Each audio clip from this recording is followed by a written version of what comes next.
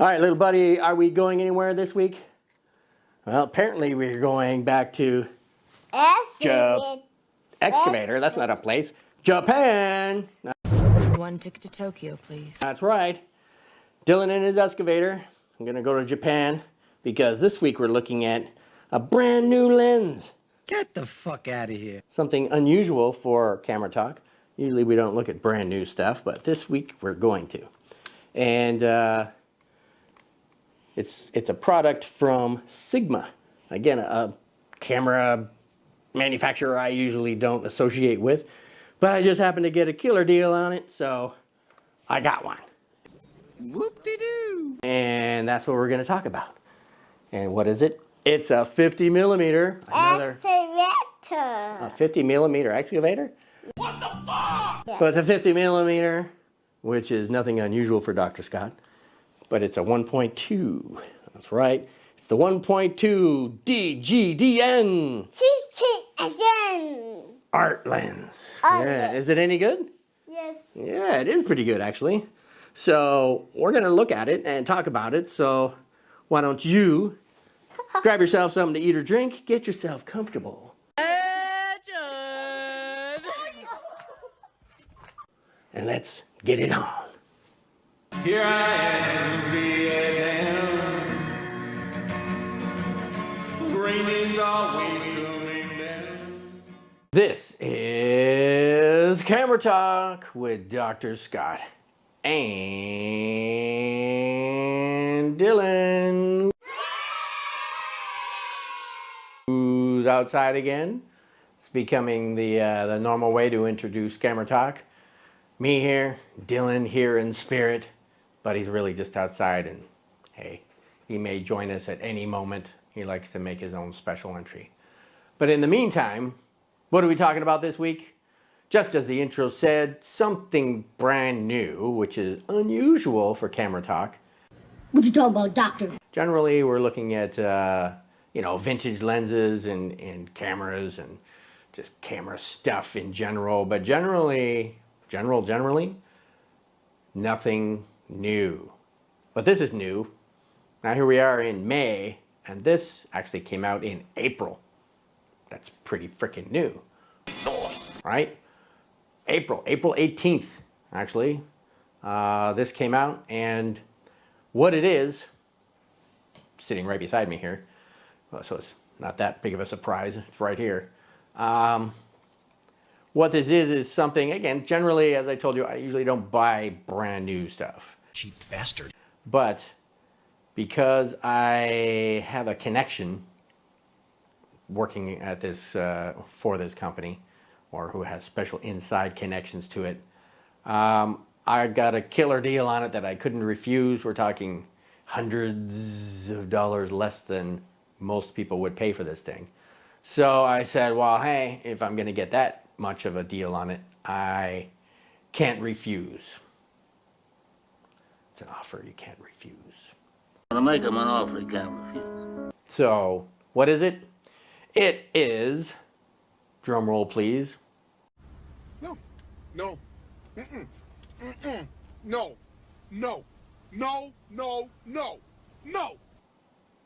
It is the Sigma, and again, a brand usually I don't buy, but it's a Sigma. It's an art lens.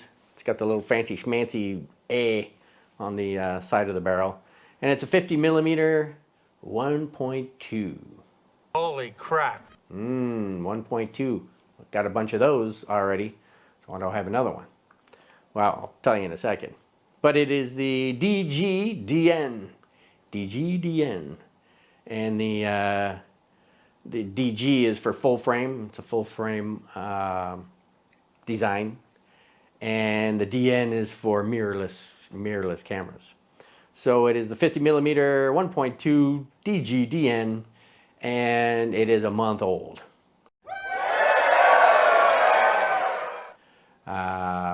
Actually a month and 3 days old. So anyway, it is, again, something that's brand new and something that I usually don't purchase, but the deal was too good to pass up. Now, again, one of the other differences between what I normally use and this is the fact that this is also autofocus. And, you know, if you know me, the only autofocus ones I have are older lenses in that regard too. For my Sony lineup, I have a 35 millimeter, the 55, and the 85 Batis, you know. But I generally don't use them all that much because I have a bunch of killer vintage lenses that I prefer to use because I like the look that vintage lenses give me. But anyway, I wanted to talk about this one. And again, it's not only did I just get a better deal on it than the average Joe. I should change my name to Joe so I could be better than the average Joe. What's the point? But this is something that that's worth talking about anyway, because it's not only just a brand new lens, but it's a pretty good lens. You know, I've had it for a few days, and it lives up to the reputation it has so far. Anyway, so let's go through what this thing is. Now, as I said, it's part of the Sigma Art lineup, and the Art lineup is their top of the line for Sigma, and it's you know, it's designed for the upper enthusiast professionals out there that are using this thing. Now, there's a bunch of other YouTube reviews on this that go much more in depth than I do, looking at MTF charts and brick walls and all these other types of things that I'm certainly not going to do. You suck! But I'll talk about it, and I'll show you some samples of what I've used it for, which is, as you know, generally Dylan is my my little fashion model. So let's go over what exactly it is. It is a, you know, looking at the specs on it, it's 17 elements in 12 groups. That's a lot of elements in here. And you can see the size of this thing. It's not very big. For a 1.2, you would figure it would be a kind of a hunkin' beast. Now I'll take the lens cap off here just to show you, since that makes it look bigger than it actually is. That's how you use it. It's not that big. It's actually about almost the same size as the 50 millimeter 1.4, which is out there. And if you compare this to Sony's native lens, the 50 millimeter 1.2 G Master, it's smaller than it. And that's cool, you know, for, again, a 1.2 in today's market out there, it is technically the smallest, lightest one that we have on the market compared to Canon and Nikon and Leica, the SL line and whatnot. They're much bigger. So pretty good. 12 or 17 elements in 12 groups, 4 aspheric elements in there, which do a lot of correcting for things we'll talk about in a second. It also, for its size and you know, dimension that it is, the close focus is also ideal, 40 centimeters. You know, that's pretty good for you know, a lens like this. The aperture blade count is another area where it exceeds expectations, and again, better than Canon, better than Nikon, better than Leica, you know, better than its 1.4 little brother, which all have like 10, 11 blades, yeah, 10, 11 in that range. This one has 13, so it has 2 more blades than the 1.4, and then the Sony equivalent, whatnot. Get the fuck out of here. So they're rounded blades, and what that means is that oh, hold on, the boss is calling. So, fat woman, are you the boss around here or what? Fat woman, my ass! Hello? Hello? Hello? He's sitting on the sofa. What are you doing? Hello? Hello? No, that's why I say hello, hello a bunch of times. Yeah, what are you doing? Okay, so what are you calling for? What do you think he's doing? No, he doesn't even know you're not here. No, he doesn't know how to shower by himself. No, I'm doing a camera talk right now, so the audience is listening to me talk to you. Yeah, all right, see you later. Love you. I like you a lot. Anyhow, let's put the wife away and get back to what we were just talking about. So, 12 elements. I see, I can't even get that right. So, where were we? 13 blades, that's right. What that boils down to, rounded blades, is that it maintains round bokeh balls, you know, throughout the range. And we like our balls round, right? Say, everybody haven't seen my balls. Who doesn't? So anyway, that's a bonus in this regard. And it's also 745 grams. So it's weighty, but it's not as heavy as the Sony. Wafting. Oh, everyone likes their own brand, don't they? This is magic. In that regard. The 1.4 is a little lighter, but overall it's just comparable with everything. And its build quality, metal. And there's some plastic in here, but it's not like the Sigma of old where everything was plastic, you know, the plastic fantastic stuff. Ew! Or like the others out there, the Nikon and Canons and whatever, which are all plastic.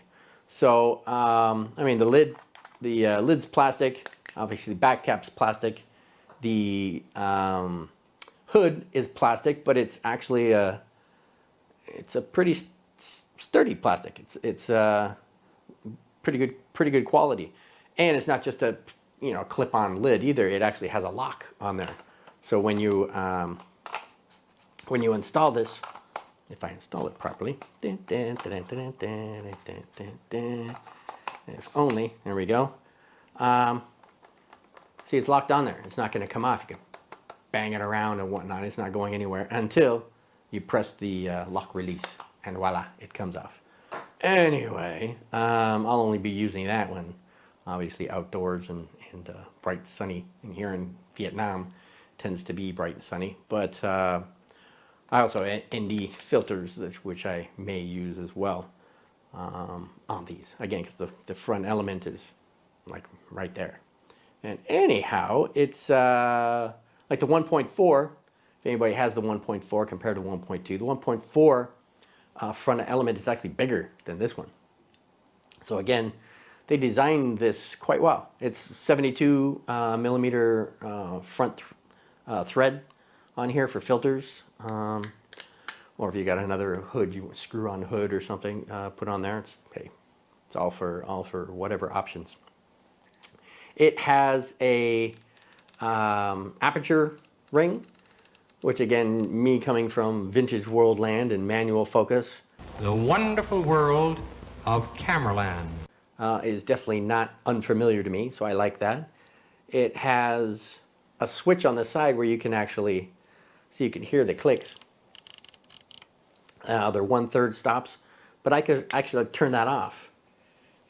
And now, again, the aperture ring moves without the clicks for those videographers out there. But I like the clicks, you know. Personally, I like the clicks. And it has a lock on this side, so if you want, instead of adjusting your aperture manually, if you want to just put it in, put it in auto, you can put it so that you choose your aperture through the camera, because it obviously has electronic connection through here. So you can lock that in place so that your autofocus does not get adjusted anywhere else. But I like the manual focus, so I can put it on 1.2 and leave it there. Now, of course, you can use various apertures, you know, throughout the range. But if you're not going to use 1.2, then what do you have this for, right? The 1.4, technically, on paper and through testing, is actually a little sharper. So, and it's cheaper. Those two things alone right there would make you say, well, maybe the 1.4 might be a better choice.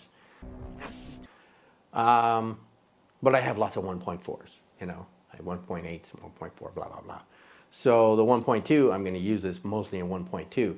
Now, a lot of lenses aren't exactly the best performing feature at wide open. So a lot of photographers may only shoot wide open in certain circumstances. This is just as sharp at 1.2 as it is throughout any other part of the range. It's almost like a Leica lens, like a Leica.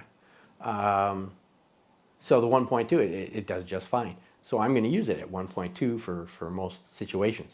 Now, if I use this as a walk around lens, then that may be different. You know, obviously depth of field is going to play a role depending on the type of photographs I'm going to be taking. But for portraiture and whatnot, I'm probably going to use 1.2 for that. So I like it. The other switch we have on here is autofocus, manual focus. Has quite a nice focusing ring on it. It's a little dampened, so you can, you know, that what a dampened focusing ring does for you is it allows for more accurate fine tuning, because it allows you just to move little smidgens at a time, versus those ones which just spin and spin and spin just by touching them. Kind of negate that whole thing.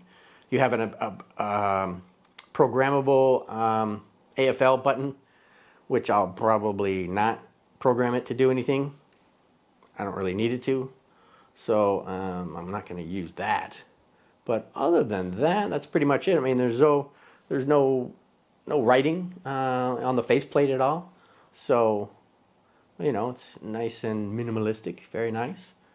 As I said, it's quite a nice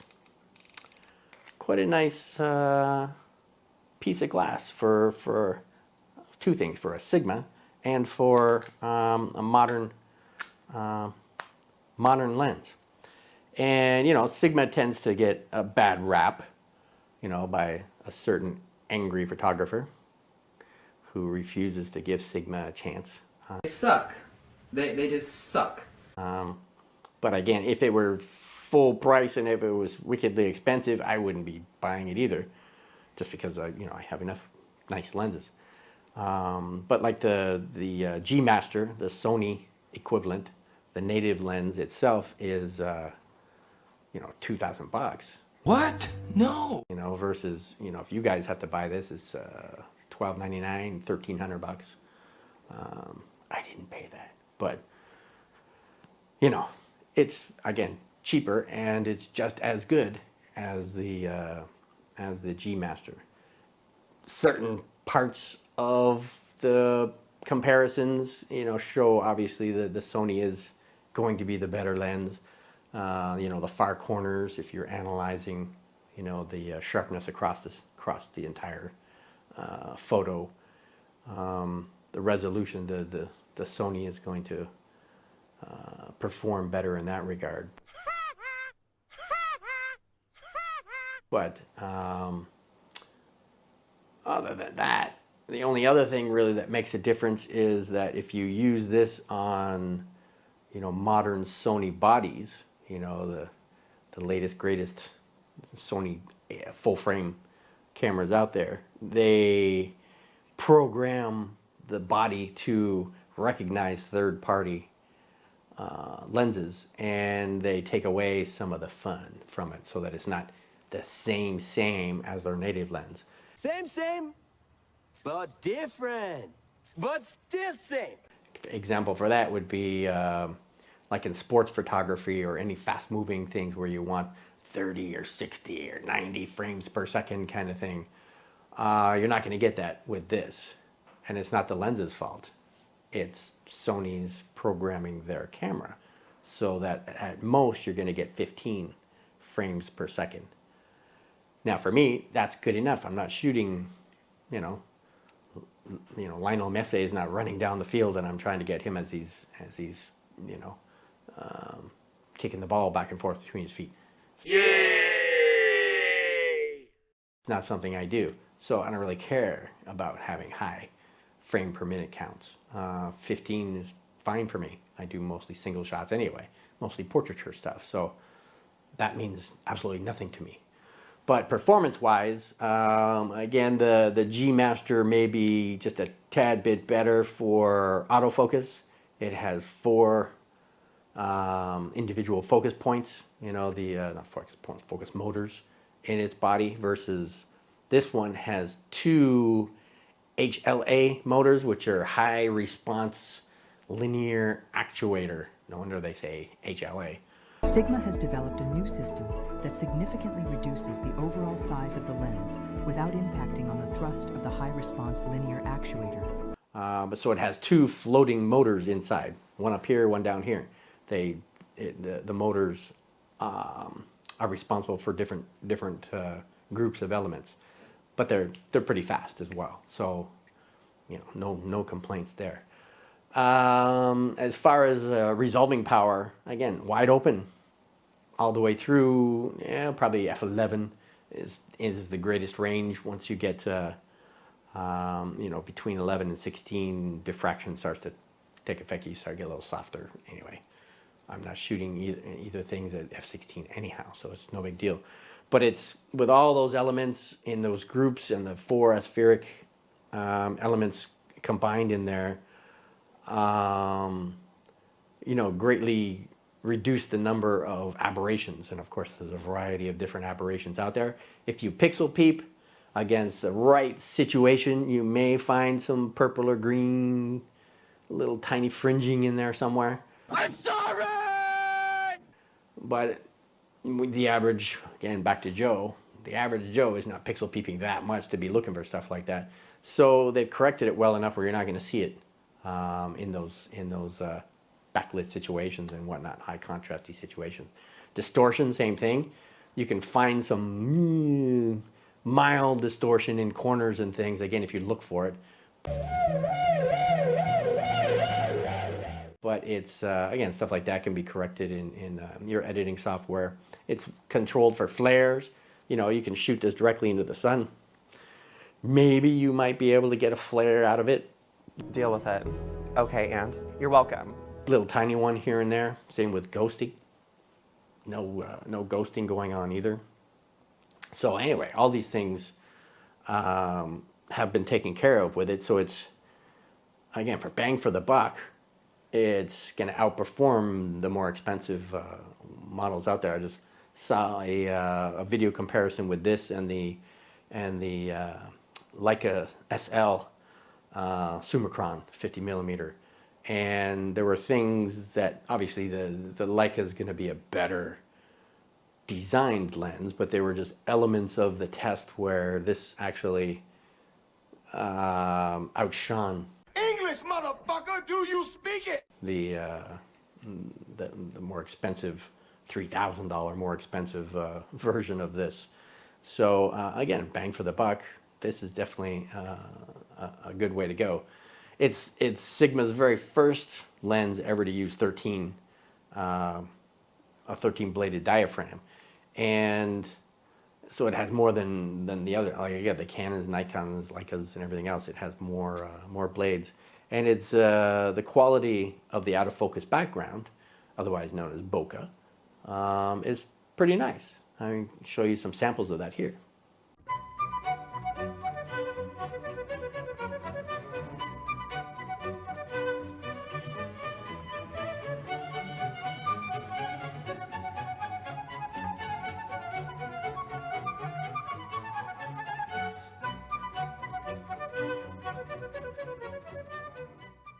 So nothing to really complain about. You know, in the past, some of the Sigmas weren't exactly the most pleasing out of focus background, but this one is doing it. This one is pretty nice. It's also weather resistant. So, what are you trying to say? We didn't say weatherproof, but it's dust and splash proof. It's got, you know, it's got little gasket right at the back, and it's a metal mount.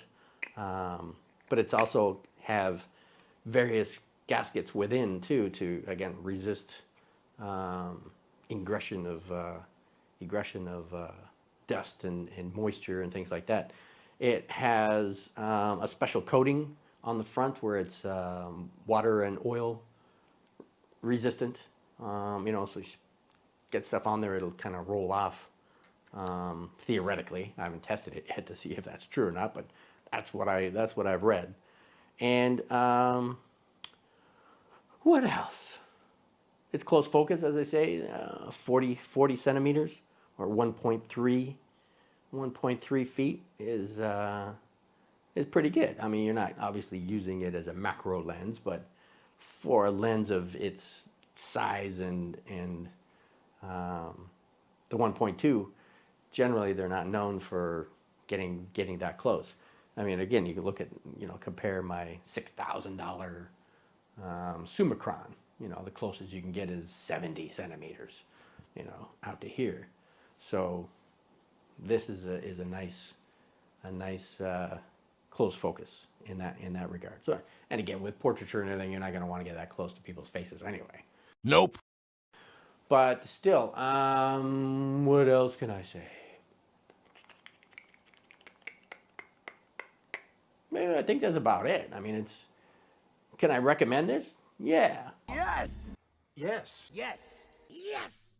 Yes. I mean, you wouldn't hear Dr. Scott all that often recommending a Sigma lens, but I would recommend this one. It's again, it's nice for definitely what it is, and I was impressed when I first got it and put it on my my A7R III and started taking some pictures of it. I was impressed with its response and and again the quality of the outcome. You know, the resolving power of this thing is quite nice. So anyhow, other than that, how about we show you some samples, right? And as always, my little model is Dylan. So here's Dylan at 1.2.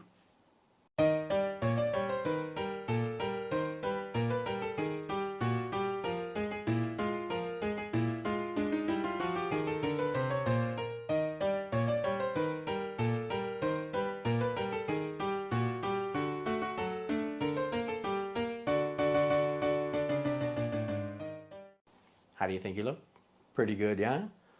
Actually, I'm not even gonna show you other aperture setting on it, because as I said, it's sharp all the way through, so you're not gonna really see any difference. But just to show you again some shots of Dylan to show you what this thing can do, it's very nice. So can we recommend it? Yes. Yes. Yes. Yes. Yes. I would recommend that you go out and get this thing. And again, it's not cheap. So for anybody who's you know, a little strapped for cash, You talking to me? you may, you know, stick with the other types of lenses that I have, which are only hundreds of dollars, and instead of something that's $1,300. So anyhow, other than that, how about I do my usual little test here and take a shot of my Canon M50. Yay! That I use to film these camera talks, just to show you again in a real world setting, since obviously my little office here is about as real world as we're gonna get. And what I do is I try to focus in on the writing. Oh, is Dylan here? Come on in, Dylan. Shut the door. I knew he'd show up sooner or later. Oh, Dylan brought his excavator. Oh, yes. The excavator is definitely an important element here at Camera Talk. Can't do anything without construction, right? So, did you say hi to the audience? Hi. Hi. Nice to have you. Nice to have you back. Did you know your bucket's on backwards? You're not going to dig anything out of the ground like that, you know. You want Bulldozer. No, it's not a bulldozer. Bulldozer excavator. Yeah, a bulldozer excavator. Nice try, but not quite. Excavator. Anyway, you know what Daddy's doing right now? Daddy's going to take a picture of the camera, huh?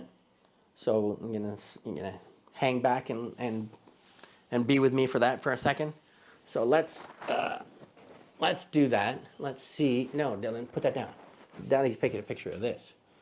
So Daddy, what doing? we're going to take a picture of the camera. All right, you ready? 3, 2, 1, stand All right, hold on. 1, 2, on. 3. Stand on.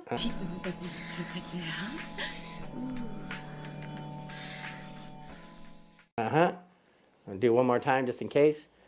1. Okay, hold on, Dylan. 1, 2, 3.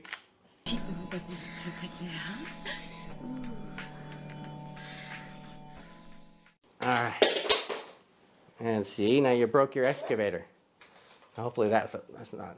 Hopefully that's the only thing you're gonna break. But hold on, let Daddy make sure that I got what I wanted. Yes, it was. Oh, you're leaving already? Okay, bye-bye. Thanks for dropping by.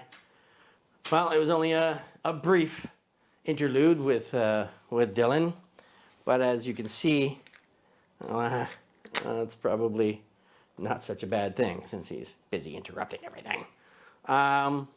So again, can we recommend this? Yes. Yes. Yes. Yes. Yes. I would recommend this. So in the meantime, that's about all I can really tell you about the lens. So how about we give you a little plug for our photo editing software? And you know, who do I use? I use Luminar AI and Luminar Neo. Now I use AI on my laptop because it's the older software, and I didn't want to buy another version to put on that, so I just keep the AI on there. And Luminar Neo is their latest, greatest. They keep upgrading, and your upgrades and improvements to it are all free. They just email you when it's good to go, and bam, you just upload from there, and you know, you don't pay any extra for it. So that's pretty cool. And the good thing about the good thing about Neo is there's lots of AI involved, and you know, AI is artificial intelligence. This mission is too important for me to allow you to jeopardize it. And you know, you can let a lot of things, like putting your camera on auto, you know, you can let it do a lot of things for you, but really it is best thought of as a tool. It helps speed things up, because that way you can do click, click, click, and let the software analyze your photo and decide to make adjustments here and there, to which you can either agree with and leave them, or you can fine tune them from there. So it's not a one-stop shop, click on that and that's all you get. The click on the AI portion basically is just going to get you the result faster than if you had to do every little step-by-step yourself. And then you can adjust from there. And so there's various things like spot and dust removal. So if you're down at the beach taking photos of the hot babes, and there's some seagulls flying around the background, and you get home later, you pull up those photos on your monitor, and hopefully the wife isn't around to look over your shoulder and say, "What are you doing taking pictures of those hot girls?"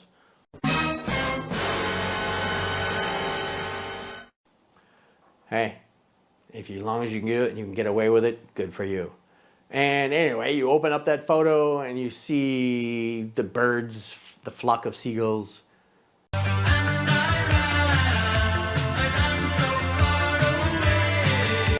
No, the actual bird flock of seagulls in the background. And then you see the other spots and you're like, what the heck are those spots? And you realize you have a dirty sensor. Oh, god damn. You're gonna have to clean that sensor. But it's too late now because you've already used it. So in the old days, you'd have to go through and brush all those spots and then erase them and everything else. You click on spot and dust removal and it analyzes your photo, recognizes those spots, and removes them for you and leaves the seagulls alone. It knows, it can tell the difference between a bird and a spot. So that is cool. Are you coming back? All right, come on back in. No, Dylan, it's noisy. Pick up. Don't be noisy. Come on in. So anyway, we have our spot dust removal. We have power line removal. You know, for when you have ugly power lines in your photo. You want to get rid of them. Again, in the old days, you'd have to brush over them and take them out one by one by one. This way, it analyzes your photo, recognizes power lines, and removes them for you. All in one shot. That's pretty killer. It has scene relighting. It has background removal. Has all kinds of different AI. Dylan, remember what AI means? Yes. What does AI mean? E. Yeah, exactly. So it has Dylan removal. So whenever you want to get Dylan out of your photos, it can analyze the photo and recognize Dylan and remove him. No way. With an excavator. It's a painful way to be removed, but hey, why not? Right? I'll say. That's right. Balls. So anyway, Ow. actually, have we made one of these since your birthday? It was his birthday, car. what, 2 weeks ago? Or maybe longer now. Look at Oh, it's about a month ago already. Wow, time flies. So yeah, we've already talked about your birthday. So Dylan is now 4 years old. And what a time we've had. Anyway, so the beauty thing about, the other thing about Luminar that's great too is it's relatively economical. I mean, there's a couple ways to buy it. You could buy it outright, just buy it, it's yours for life, which I do because I don't like to pay monthly things for it, because after X amount of months, you're actually paying more for it than if you would have just bought it in the first place. So, no thank you. So I just buy mine. But anyway, you have your option. Click in the description below. There's a link. It'll take you to Skylum, who's the name of the company who produces Luminar. And you can buy Luminar through that link. And it'll take $10 off, so it's a discount of $10. And what do they do with that $10? Talk it out, man. You know what they do with that $10?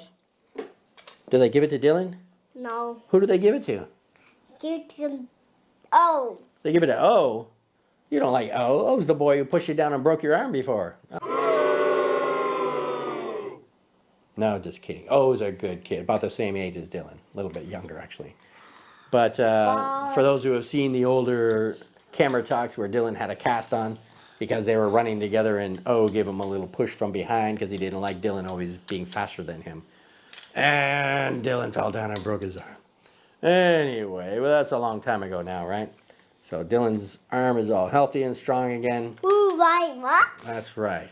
So anyway, what do they do with that $10? They give it to us. What? And what is that called in the industry? It's called kickback. Yeah, kickback. And so Dylan gets that $10 and he shares it with Daddy. And one day you can save it all up and you can have $1 million. $1 million. That's right. So anyway, I recommend that you get a copy of Luminar. The other beauty thing of supporting them too, they're in Ukraine. Everybody knows what's happening in Ukraine, right?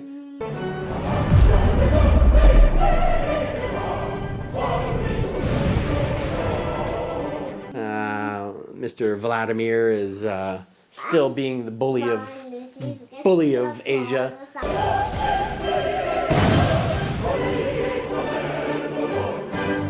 And giving Ukraine a hard time. So anyway, stop dropping your excavator arm, mister. The neighbors downstairs are gonna hate you. So anyway, other than that, what else can you do for us? Well, how about you help sponsor our Camera Talk? And I don't mean with money, I mean with Soccer. subscribe. Soccer record. That's right. And this side, how about you subscribe? Kisana. And Kubasrot. my hands, your hands, maybe forgetting what the heck I'm saying. How about you subscribe? That's right. Besides subscribers, what else does YouTube like? Ow. No.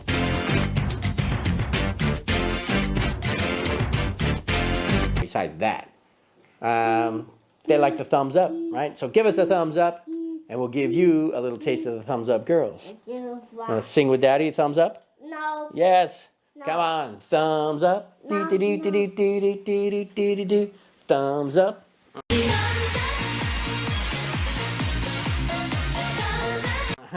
So, excellent. We got thumbs up. So, subscribe, give us a thumbs up, and that'd be greatly appreciated, because that would just expose us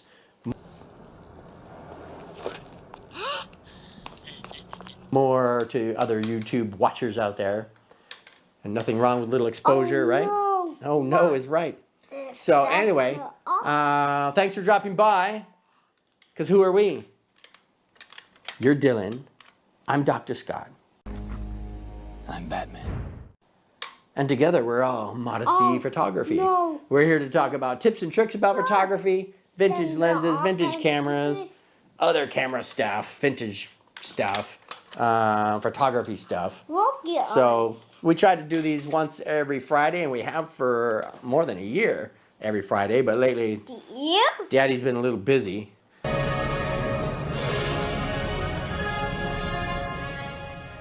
So it's been a while since my last camera talk, and that may continue. You know, I tend to be getting busier and busier. I'm writing books and all kinds of other stuff. Whatever. Anyway, so yeah, so that's about us. So thanks for dropping by. Thanks for listening. Thanks for subscribing. Bye-bye. Thanks for the thumbs up. Bye-bye. Thank you for paying attention. Thank you for dealing with Dylan and his excavator. And maybe we'll see you next Friday. Maybe the Friday after that, I don't know. Remember, that's Friday Vietnam time. Vietnam time, Dylan. That could be the day before you, the day after you, or the same day as you, depending on what funky time zone that you're in, right? So anyway, I think that was about it. So now can we say bye-bye? Bye-bye. All right, look at them, say bye-bye. Bye-bye. Bye-bye. Here I am, Vietnam. Rain is always coming.